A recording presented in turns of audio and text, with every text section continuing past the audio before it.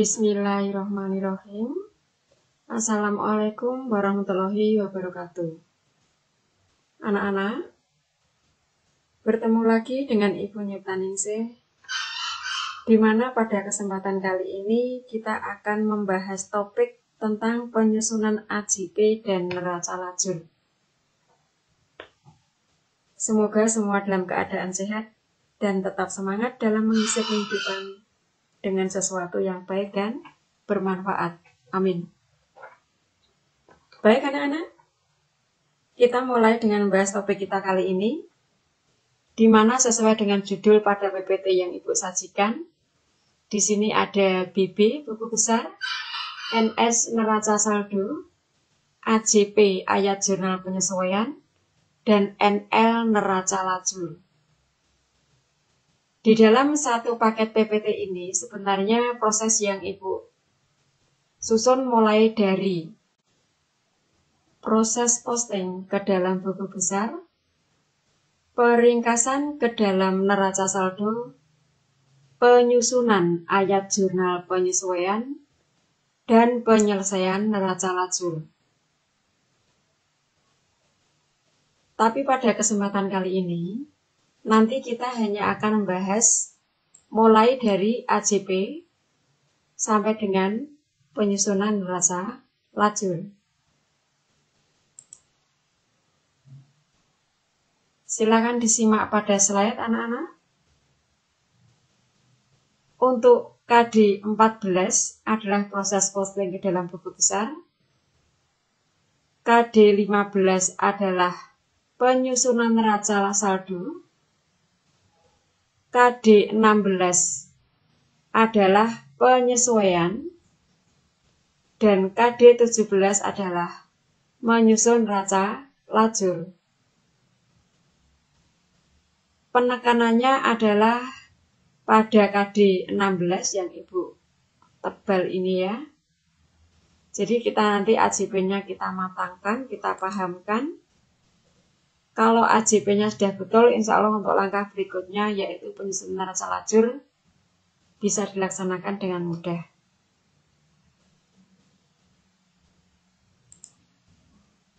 Baik anak-anak, masuk ke dalam topik yang pertama adalah jurnal penyesuaian. Apa itu jurnal penyesuaian? Jurnal penyesuaian adalah proses penyesuaian tentang catatan atau fakta yang sebenarnya pada akhir periode akuntansi. Jurnal penyesuaian disusun berdasarkan data dari neraca saldo dan data informasi penyesuaian akhir periode. Perlu Ibu tekankan anak-anak. Jadi dasar untuk melakukan penyesuaian adalah data neraca saldo. Ini. Ditambah data penyesuaian akhir periode. Kemudian, apa itu ayat jurnal penyesuaian? Ayat jurnal penyesuaian adalah jurnal yang dibuat dalam proses pencatatan perubahan saldo dalam beberapa akun sehingga saldo akun dalam neraca saldo mencerminkan jumlah saldo yang sebenarnya. Untuk pengertian ini seandainya ada di antara kalian yang masih agak bingung, bingungnya sementara disimpan dulu anak-anak. Nanti kita simpulkan lagi setelah kita selesai mengerjakan latihan soal. Apa itu fungsi jurnal penyesuaian? Di sini ada 4 rincian anak-anak. Perhatikan yang Ibu kasih tanda tebal ini saja. Fungsi jurnal penyesuaian adalah agar pada akhir periode akun real itu adalah akunnya neraca yang terdiri dari harta, kewajiban, dan ekuitas menunjukkan keadaan yang sebenarnya. Kenapa demikian anak-anak? Kita perlu kilas balik lagi bahwa dasar membuat jurnal penyesuaian adalah data neraca saldo. Di mana pada pertemuan sebelumnya kita sudah bahas dan sering diulas terus, di mana data neraca saldo dasarnya adalah buku besar. Buku besar dasarnya adalah jurnal. Jurnal dasarnya adalah dokumen transaksi.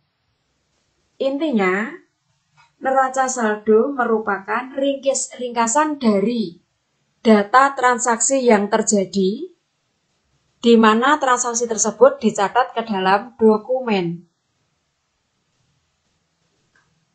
Kalau semua transaksi sudah dicatat ke dalam jurnal, mengapa butuh penyesuaian? Contohnya begini anak-anak. Data keuangan perusahaan itu ada yang berubah, tetapi perubahannya tidak ditampung dalam dokumen transaksi. Contohnya apa? Perlengkapan. Kalau kita membeli perlengkapan, pasti ada dokumennya. Kalau ada dokumennya, otomatis dicatat ke dalam jurnal. Kalau sudah dicatat ke dalam jurnal, otomatis akan diposting dan di neraca saldo sudah tercatat atau terakui. Lalu bagaimana dengan penggunaan atau pemakaian perlengkapan? Misalkan di sebuah kantor ada perlengkapan berupa kertas. Kertas digunakan dalam operasional. Apakah setiap penggunaan kertas 1 lembar, 2 lembar, 3 lembar dari beberapa bagian pasti langsung dicatat dalam dokumen transaksi? Atau lainnya, di sebuah toko yang melayani konsumennya, misalkan di mal-mal itu ya anak-anak ya, pada saat kita membeli barang kemudian kita mau keluar, otomatis harus melewati kasir untuk membayar. Kemudian kasir melayani kita. Kita menerima struk dan barang. Baru kita bisa pulang. Struk yang dikeluarkan oleh kasir ini berupa apa anak-anak? Kertas kan? Apakah setiap penggunaan kertas ini juga dicatat dalam dokumen? Tidak juga. Otomatis kegiatan-kegiatan seperti ini sebenarnya mempengaruhi posisi keuangan perusahaan, tapi tidak atau belum tercatat, karena tidak setiap penggunaan dibuatkan dokumennya. Lanjut anak-anak. Yang kedua, kalau yang pertama tadi kita melihat dari sisi akun real, sekarang yang kedua kita lihat dari sisi akun nominal. Fungsi jurnal penyesuaian adalah agar akun-akun nominal, yaitu akun pendapatan dan beban, dapat diakui dalam suatu periode dan menunjukkan keadaan yang sebenarnya. Ini kalau dijelaskan sama dengan yang akun real tadi anak-anak. Cuma bedanya kalau akun real itu fokusnya kepada harta dan kewajiban utamanya. Sedangkan kalau akun nominal adalah pendapatan dan beban. Baik anak-anak, berikutnya kita bahas tentang pos-pos transitoris. Anak-anak, di sini nanti Ibu akan sampaikan beberapa hal, setidaknya kalian pernah mendengar, pernah menerima penjelasan. Barangkali besok ada yang melanjutkan kuliah pada program studi akuntansi atau memang bekerja di bidang akuntansi. Hal ini pernah kalian dengar. Apa itu pos transitoris? adalah pendapatan yang sudah diterima kasnya, tetapi belum menjadi hak. Dan biaya yang sudah dibayar dengan kas, tetapi belum menjadi kewajiban perusahaan. Pos transitoris terdapat dua macam rekening, yaitu 1. Pos transitoris aktif, yaitu biaya dibayar di muka atau persekot biaya, di mana perlakuannya sama dengan piutang. Yang kedua adalah pos transitoris pasif, yaitu pendapatan diterima di muka. Perlakuannya sama dengan utang. Pencatatan pos transitoris aktif dan pasif dapat dilakukan dengan dua pendekatan, yaitu pendekatan laba rugi, dan yang kedua adalah pendekatan neraca. Lanjut lagi. Berikutnya adalah pos antisipasi. Apa itu pos antisipasi? Adalah pendapatan yang belum diterima, tetapi sudah menjadi hak perusahaan. Dan biaya yang belum dibayar, tetapi sudah menjadi kewajiban. Pos antisipasi ini disebut pula dengan istilah accrued atau akrual. Coba kita bandingkan anak-anak. Tadi ada pos transitoris, di sini ada pos antisipasi. Jadi antisipasi itu adalah mengantisipasi sesuatu yang nanti pasti terjadi. Mencatat sesuatu yang nanti pasti terjadi. Sedangkan transitoris ini adalah kita mencatat transaksi yang sudah terjadi meskipun sebenarnya belum waktunya terjadi. Udah mulai asik kan sekarang?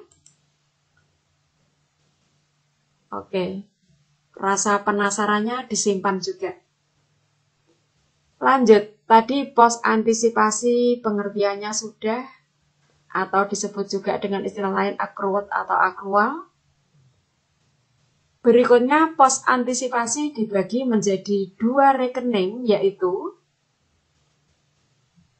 pos antisipasi aktif, yaitu pendapatan yang sudah menjadi hak, tetapi belum diterima. Contohnya apa? Pendapatan yang masih akan diterima atau piutang pendapatan. Pos antisipasi demikian menimbulkan adanya tagihan yang akan dilaporkan sebagai aktiva. Sedangkan pos antisipasi pasif adalah beban yang telah menjadi kewajiban. Maksudnya apa toh? Harusnya sudah kita keluarkan tetapi belum dikeluarkan, sehingga kita punya apa anak-anak? Utang, kewajiban. Diulang lagi anak-anak. Pos antisipasi pasif adalah beban-beban yang telah menjadi kewajiban. Biar nggak double ini Bu ganti sekalian. Akan tetapi belum dikeluarkan kasnya sampai dengan akhir periode akuntansi yang bersangkutan.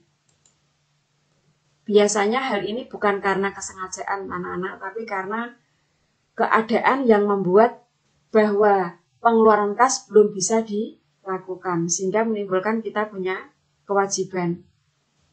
Contohnya apa anak-anak? Utang, biaya, gaji. utang biaya iklan, dan lain sebagainya. Berikutnya anak-anak, rekonsiliasi bank. Pada mapel lain, yaitu akuntansi keuangan kelas 11, itu juga sudah dibahas tentang rekonsiliasi bank. Mungkin di tingkat sebelumnya, kelas 10 juga pernah disinggung tentang rekonsiliasi bank. Di sini kita ulang lagi anak-anak. Apa itu rekonsiliasi bank? Adalah sebuah rangkaian catatan informasi yang menjelaskan tentang perbedaan-perbedaan kas menurut catatan bank dengan menurut catatan nasabah. Nasabah di sini yang bentuknya perusahaan ya anak-anak ya. Kalau pribadi biasanya tidak pernah membuat rekonsiliasi bank. Pengertian yang kedua, rekonsiliasi bank adalah sebentuk verifikasi dalam bentuk proses pencocokan antara saldo perusahaan dengan catatan informasi terkait laporan perbankan. Kalau Ibu menyimpulkan sendiri apa itu pengertian dari rekonsiliasi bank, mudahnya untuk diingat-ingat seperti yang Ibu tebal ini anak-anak. Rekonsiliasi bank adalah perbandingan saldo kas perusahaan menurut catatan perusahaan dengan menurut catatan bank. Kenapa rekonsiliasi bank terjadi? Karena uang perusahaan ada di dalam bank dalam bentuk tabungan giro, di mana setiap transaksi setor bisa dilakukan oleh siapapun anak-anak, meski dalam perusahaan ada personal yang ditunjuk, sedangkan setiap penarikan uang dilakukan dengan cara menarik cek. Jadi siapapun bisa menarik asalkan membawa cek yang sudah legal, lengkap. Untuk lebih jelasnya bagaimana nanti kita bahas anak-anak, tapi kalau kalian mau belajar lebih detail tentang rekonsiliasi bank, sebenarnya pembahasan yang lebih jelas, lebih rinci ada di mapel akuntansi keuangan kelas 11 AKL SMK. Ke slide berikutnya anak-anak. Rekening-rekening yang harus disesuaikan. Dulu di kelas 10 sudah pernah dibahas penyesuaian pada perusahaan jasa. Sekarang kelas 11 kita ulang lagi, ini ada penyesuaian yang diperlukan pada perusahaan dagang. Yang pertama adalah tentang persediaan barang dagangan atau PBD. Yang kedua, pemakaian perlengkapan. Yang ketiga, piutang tak tertagih. Yang keempat, penyusutan aset tetap. Yang kelima, beban dibayar di muka. Yang keenam, beban yang masih harus dibayar. Berikutnya, pendapatan diterima di muka. Berikutnya, pendapatan yang masih harus diterima. Dan yang terakhir adalah koreksi kesalahan dalam mencatat. Untuk menyingkat waktu anak-anak, ini tidak usah kita jelaskan ya. Nanti kalian paham dengan sendirinya kalau sudah menyelesaikan latihan soal. Baik anak-anak, melakukan penyesuaian dengan membuat jurnal penyesuaian. Ini contoh soal anak-anak. Berikut adalah sebagian data dari PT Mekar Jaya per 31 Desember 2020. Saya garis bawahi ya, ini sebagian data. Jadi ini hanya sebagian data. Yang disajikan di sini adalah data-data yang nantinya membutuhkan penyesuaian. Ini adalah data neraca saldo. Berikutnya adalah data penyesuaian. Ini. Data untuk penyesuaian per 31 Desember 2020 adalah sebagai berikut. A, B, C, D, Lanjut lagi EFG. Dari data di atas, Anda diminta membuat jurnal penyesuaian per 31 Desember 2020.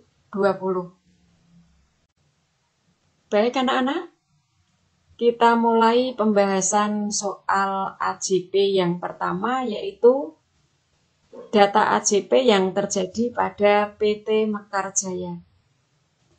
Ini ada dua file Ibu sandingkan, yang sisi kiri ini adalah soal anak-anak, sedangkan yang file sisi kanan ini adalah pembahasannya.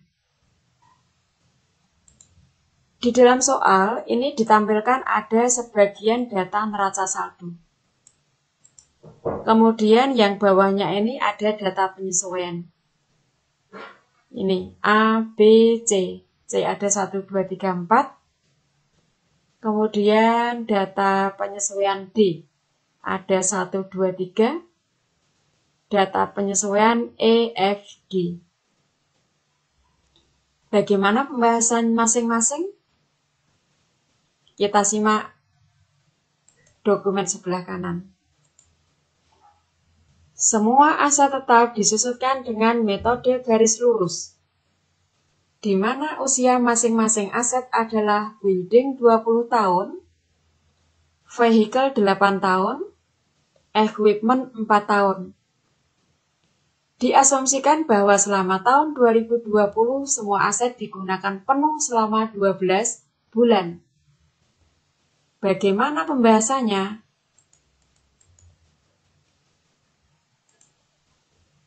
Kita menghitung dulu berapa penyusutan untuk tahun 2020.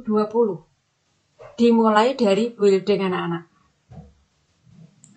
Building at cost 750 juta. Dari mana asalnya angka ini?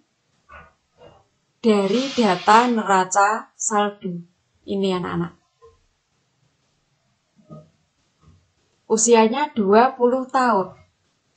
Berarti penyusutan per tahun adalah 750 juta dibagi 20 tahun. Ketemunya 37.500.000. Kemudian vehicle at cost, ini harga perolehannya 112.500.000. Asalnya dari mana ini anak-anak? Dari data neraca saldo ini. Penyusutan per tahun adalah 112.500.000 dibagi 8. 8 ini adalah usia ekonomisnya. Ketemu 14.062.500 rupiah. Kemudian equipment at cost ada 195 juta. Itu asalnya dari neraca saldo juga anak-anak ini. Menghitung penyusutan per tahun adalah 195 juta dibagi 4. Ketemu 48.750.000. Sehingga total penyusutan aset untuk tahun 2020 adalah 100.312.500 rupiah. Bagaimana jurnalnya? Bisa disimak di sini anak-anak. Tanggal 31 Desember 2020. Debitnya depreciation expense sebesar sekian. Kreditnya adalah building accumulated depreciation sebesar sekian. Vehicle accumulated depreciation sebesar sekian. Dan equipment accumulated depreciation sebesar sekian. Semoga bisa diterima anak-anak. Kalau ada pertanyaan, silakan pertanyaannya dicatat dulu dalam catatan kecil. Nanti bisa ditanyakan pada saat kita PTM. Lanjut anak-anak untuk pembahasan yang kedua. Ini tentang persediaan store supplies. Persediaan akhir store supplies adalah 13.300.000. Coba kita lihat data pada neraca saldo. Ini ada store surplus, nilainya 21.300.000. Jadi menurut catatan kita di neraca saldo store surplus ada senilai sekian. Tapi setelah kita hitung pada akhir periode secara fisik, hanya ada 13.300.000. Berarti ada pengurangan. Pembahasannya, kita menghitung dulu anak-anak. Store surplus di neraca saldo mempunyai saldo sebesar sekian. Sedangkan saldo store surplus pada akhir periode real ini anak-anak ada sebesar sekian. Kesimpulannya, berarti store surplus yang terpakai sebesar 8 juta. Bagaimana jurnal penyesuaiannya anak-anak? Jurnal penyesuaiannya adalah store surplus expense di sisi debit, store surplus di sisi kredit sebesar 8 juta. Anak-anak kalian perlu pahami bahwa jika akun perlengkapan di dalam neraca saldo diakui sebagai harta, ini store surplus nomor akun sekian, masuk kelompok harta. Ibu ulang lagi. Jika surplus di dalam neraca saldo diakui sebagai harta, maka pada saat penyesuaian adalah dicatat yang menjadi beban. Yang menjadi beban adalah sebesar yang terpakai. Kebalikannya, jika di dalam neraca saldo surplus diakui sebagai beban, berarti nanti penyajiannya di kelompok beban, maka pada saat penyesuaian yang dihitung adalah yang menjadi harta. Yang menjadi harta adalah yang masih ada. Tambah bingung? Kalau tambah bingung berarti kalian memperhatikan, hanya saja belum paham sekali. Tidak apa-apa, kita lanjut anak-anak. Berikutnya adalah option C. Tadi ini soalnya anak-anak, C ada 4. Kembali ke sini. Pos-pos transitoris. Yang pertama adalah cadangan kerugian piutang ditaksir sebesar 1,5% dari saldo piutang dagang pada akhir periode. Yang perlu kita hitung adalah yang pertama, account receivable di neraca saldo mempunyai saldo sebesar sekian anak-anak. Bisa kita simak. Ini. Kemudian cadangan kerugian piutang pada akhir periode ditaksir 1,5% kali saldo piutang. Hasilnya 23.361.285. Jadi ini adalah cadangan yang harus kita miliki pada akhir periode. Sementara cadangan kerugian piutang di neraca saldo ada saldo sebesar 11 juta. Kita lihat ini. Di sini sudah ada allowance for doubtful debt sebesar 11 juta. Kita harus punya 23 ini, sementara kita sudah punya 11. Berapa kekurangannya? Kekurangannya adalah sebesar 12.361.285. 23 ini dikurangi 11 ini. Ini ada kekeliruan anak-anak, ibu rubah sekalian ya.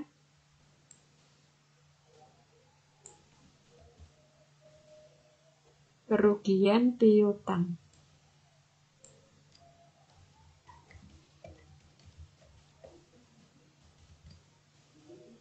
Oke, bagaimana cara penyesuaiannya anak-anak?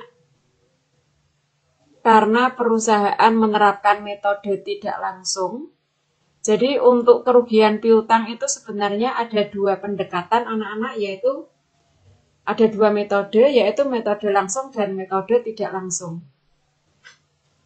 Kalau di dalam neraca saldo terdapat akun allowance for doubtful debt atau penyisian kerugian piutang, berarti diasumsikan bahwa perusahaan menggunakan metode cadangan atau metode tidak langsung.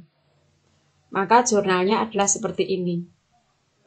BDEP expense pada allowance for doubtful debt sebesar 12.361.285. Berikutnya, nomor 2. Prepaid insurance adalah merupakan asuransi yang dibayar pada tanggal 2 Mei 2020 untuk jangka waktu 24 bulan. Kita simak ke sini anak-anak. Ke dalam neraca saldo nggih. Ini ada prepaid insurance nilainya 15 juta. Ternyata asuransi yang kita bayar ini dibayar pada tanggal 2 Mei untuk masa 24 bulan. Yang perlu kita hitung adalah berapa besarnya asuransi yang menjadi beban tahun 2020. Maka pembahasannya adalah prepaid insurance di neraca saldo mempunyai saldo sebesar sekian.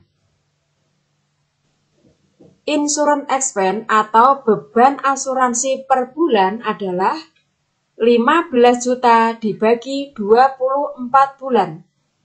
Ketemu 625.000. Maka beban asuransi untuk periode tahun 2020 adalah 8 bulan. Kenapa 8 bulan? Karena asuransi ini dibayar pada tanggal 2 Mei 2020. Berarti dalam tahun 2020 berlaku mulai waktu 2 Mei sampai 31 Desember. 8 bulan. Sehingga 8 bulan kali 625.000 ketemu 5 juta. Bagaimana penyesuaiannya? Penyesuaiannya adalah insurance expense pada prepaid insurance sebesar 5 juta. Jadi yang sebesar 5 juta ini sudah menjadi beban dan mengurangi prepaid insurance. Lanjut yang ketiga. Prepaid advertising adalah merupakan iklan untuk 15 kali terbitan. Sampai dengan akhir tahun telah terbit sebanyak 8 kali. Di sini ada prepaid advertising atau beban iklan 24 juta. Untuk berapa kali terbit tadi? 15 kali. Pembahasannya adalah perhitungan.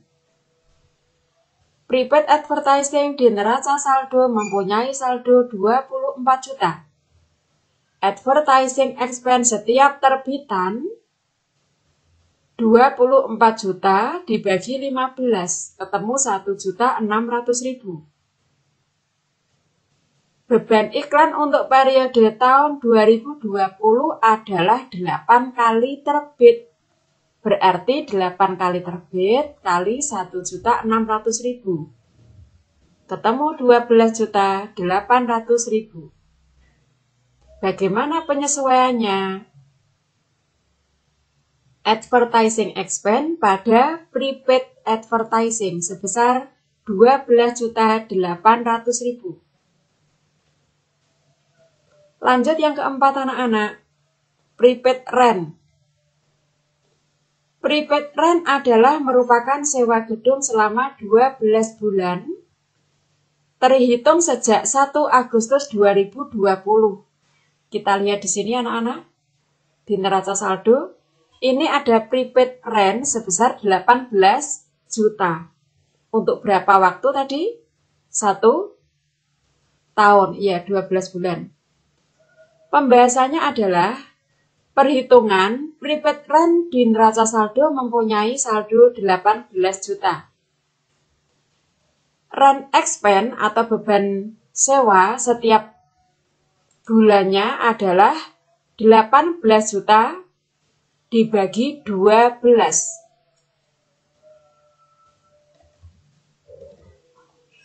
Ketemu 1.500.000. Beban sewa untuk periode tahun 2020 adalah 5 bulan.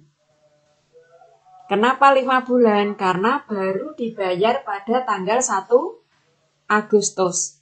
Berarti terhitung dari 1 Agustus sampai 31 Desember. Sehingga besarnya beban sewa adalah 5 kali 1.500.000. Ketemu 7.500.000. Bagaimana jurnal penyesuaiannya?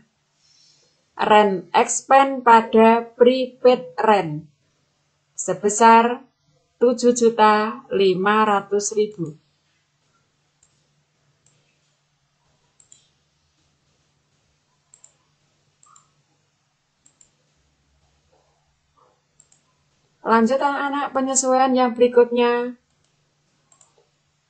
Kembali ke soal, kalau yang C ini adalah post transitoris, sedangkan yang D adalah post antisipasi. Jadi ini kita praktik sekaligus membahas kajian teori yang di awal tadi.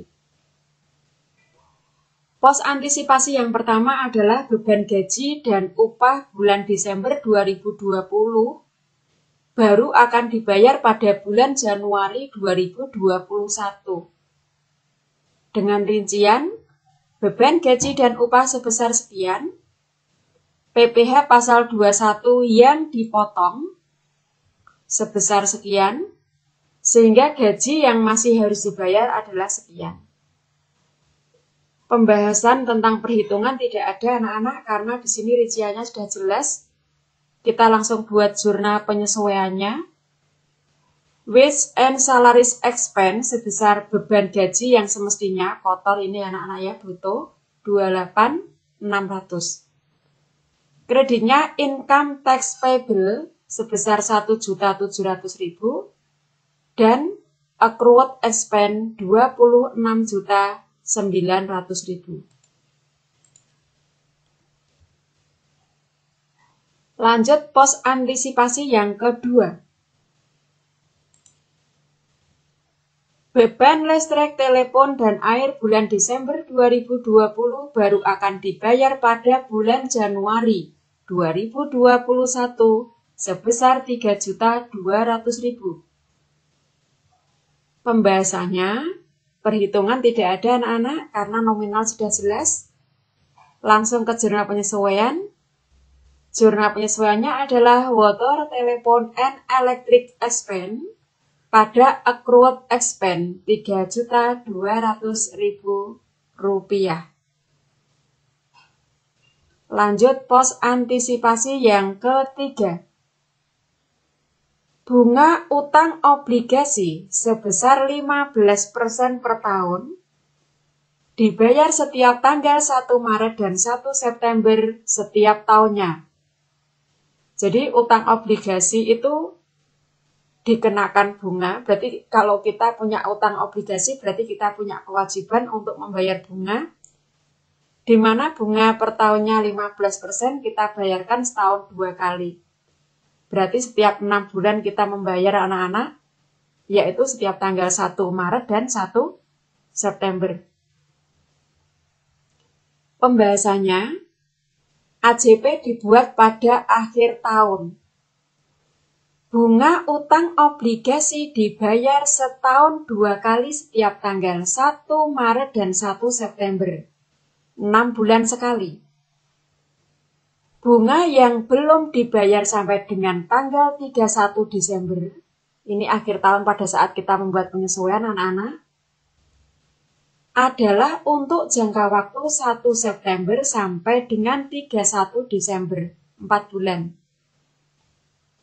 Sehingga perhitungannya adalah 4/12 kali 15% kali 250 juta.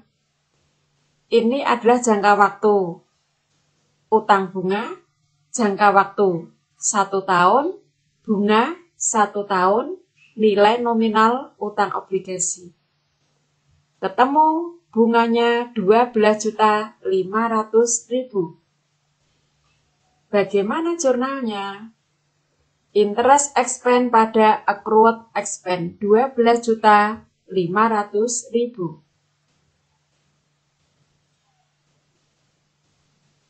Berikutnya option C anak-anak tentang rekonsiliasi bank.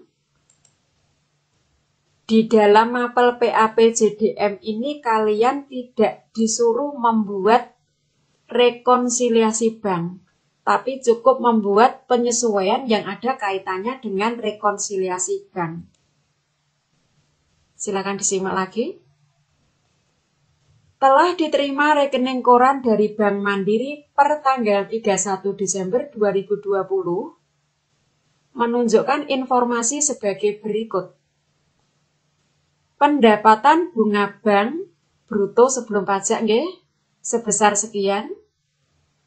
Kemudian beban administrasi bank sebesar sekian.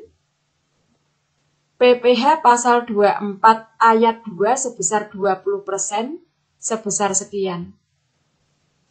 Pembahasannya adalah tidak ada perhitungan anak-anak karena rincian angkanya sudah jelas. Kita langsung buat jurnal penyesuaiannya.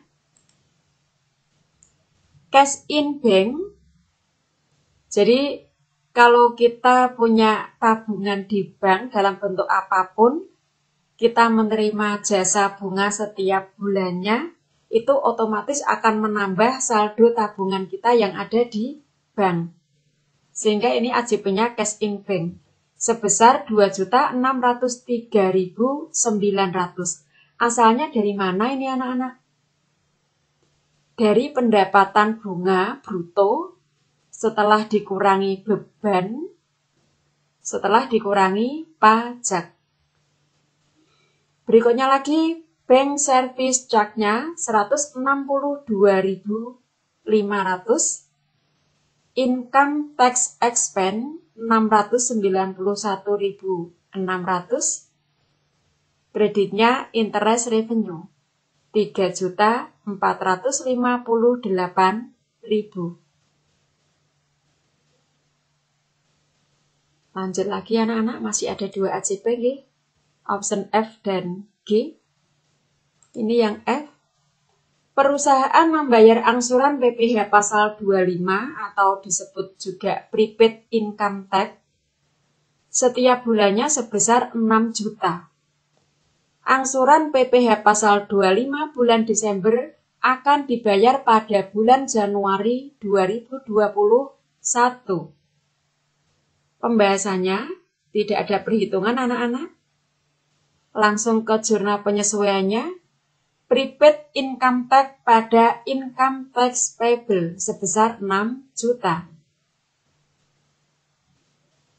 Kemudian yang terakhir, hitunglah PPh kurang bayar atau lebih bayar, yaitu beban pajak dikurangi kredit pajak, dan lakukan pencatatan ke dalam jurnal.